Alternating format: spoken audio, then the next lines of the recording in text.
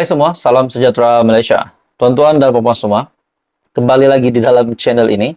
Saudara-saudara semua, sebelum ini kita digemparkan dengan pendedahan dari SPRM, di mana SPRM telah menyiasat bahkan telah geledah pejabat dan kediaman Menteri Sumber Manusia.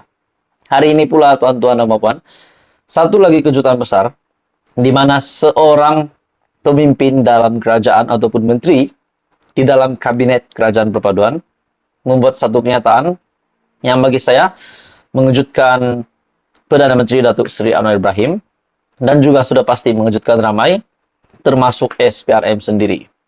Anthony Locke telah membuat satu pendedahan. Ada pihak bertanya, adakah Anthony Locke akan dipanggil SPRM untuk memberikan keterangan? Jawabannya di sini. Akhirnya Anthony Locke membuat satu pengakuan, satu pendedahan yang amat mengejutkan. Anthony Locke membuat kenyataan, SPRM belum panggil saya untuk beri keterangan. Persoalan yang timbul adalah, adakah Anthony Locke juga akan dipanggil oleh SPRM untuk memberikan keterangan? Keterangan tentang apa? Jadi itu menjadi persoalan.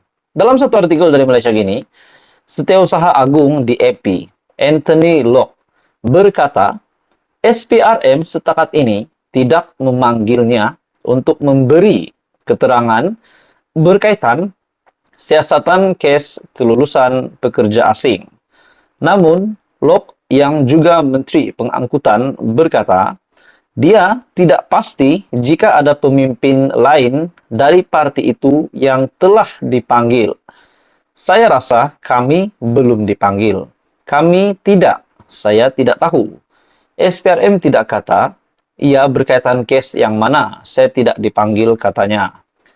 Locke juga berkata demikian ketika mengulas laporan yang menyatakan lebih ramai yang akan disoal siasat, termasuk seorang ahli politik yang menguruskan soal keuangan partinya, berhubung kes melibatkan seorang menteri kabinet. Jadi adakah ini menimbulkan persoalan ramai orang bahwa bukan Menteri Sumber Manusia sahaja yang mungkin terlibat dengan aktiviti ataupun merasual.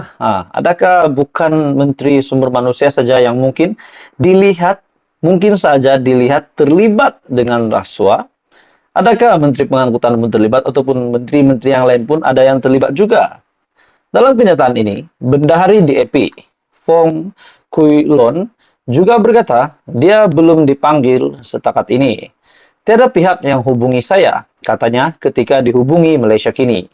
Terdahulu, laporan utusan Malaysia yang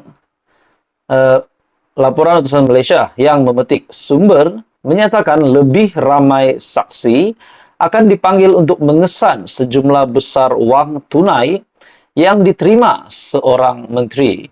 Laporan itu tidak menyebut nama menteri tersebut. SPRM kini sedang menyiasat beberapa pemimpin kanan Menteri Sumber Manusia V. Sivakumar yang juga timbalan Setiausaha Agung DAP. Mereka yang terlibat perlu didakwa. Fong yang merupakan ahli Parlimen Bukit Bintang menegaskan mana-mana ahli politik yang terlibat dengan rasuah perlu didakwa dan dihukum. Dengan kenyataan ini saya setuju. Mana-mana ahli parlimen, menteri, atau timbalan menteri yang terlibat dalam rasuah perlu didakwa. SPRM perlu bertindak dengan saksama dan dakwa sesiapa saja yang terlibat dalam rasuah. Sumbat mereka dalam penjara, katanya lagi. Sivakumar dilaporkan telah menggantung tugas 2 pegawai kanannya yang disiasat, serta seorang lagi pegawai susulan siasatan SPRM. Pada Isnin lalu, Perdana Menteri Anwar Ibrahim berkata, tiada keperluan untuk Sivakumar mengambil cuti kerana dia belum didakwa. Jadi saudara-saudara, adakah sebelum ini, adakah selain daripada Menteri Sumber Manusia, menteri yang lain pun terlibat juga dengan rasuah, di mana apa yang saya dapat lihat di sini adalah di mana laporan utusan Malaysia memetik sumber menyatakan lebih ramai saksi akan dipanggil untuk mengesan sejumlah besar wang tunai yang diterima seorang menteri. Jadi adakah bukan saja V. Sivakumar yang terlibat, atau adakah mungkin saksi ataupun pemimpin politik, menteri ataupun siapa saja ahli politik di dalam kerajaan yang terlibat dengan isu rasuah ini. Jadi tuan-tuan Bapak semua, apa komen Anda? Teruskan bersama di dalam channel ini. Untuk info yang lain, jangan lupa tekan butang like, share, dan subscribe. Hai semua, salam sejahtera Malaysia. Selamat datang ke channel Fels Lifestyle. Saudara-saudara, tuan-tuan dan puan-puan, hari ini kita dikejutkan dengan satu lagi isu di antara Datuk Seri Anwar Ibrahim dan juga bekas Perdana Menteri Tun Dr. Mahathir. Seperti yang kita tahu, kedua-dua pemimpin politik yang terkenal di Malaysia ini akan berhadapan di mahkamah akibat daripada beberapa perselisihan faham. Bagi saya rasa itu adalah perselisihan faham di antara kedua mereka, di mana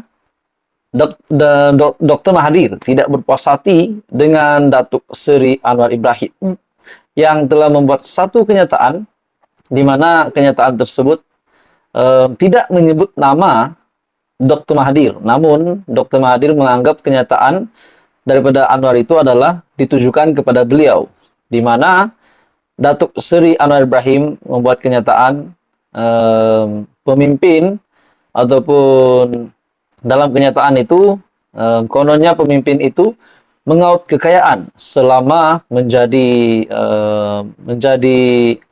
pemimpin sebelum ini. Pada akhirnya Dr. Mahathir tidak berpuas hati dan mereka berdua akan bersemuka di mahkamah. Dan satu yang menarik di dalam video saya sebelum ini, terdapat satu komen yang bagi saya amat panas dan amat mengejutkan. Mungkin ada juga lucu sedikit lah, pelik pun mungkin ada. Dalam satu komen di dalam video yang admin ada post sebelum ini, ada yang kata, Agong perlu tarik balik gelaran Tun sebelum dia meninggal. Bagi saya ini agak kasar, tapi tuan-tuan dan puan semua, di dalam komen ini bagi saya timbul satu lagi persoalan. Agong perlu tarik balik gelaran Tun sebelum dia meninggal. Jadi tuan-tuan dan puan semua, seperti yang kita tahu, ada satu sejarah sebelum ini di Malaysia. Kalau saya tak silap, berlaku sudah lama berlaku, di mana pertama kalinya gelaran Tun ditarik balik.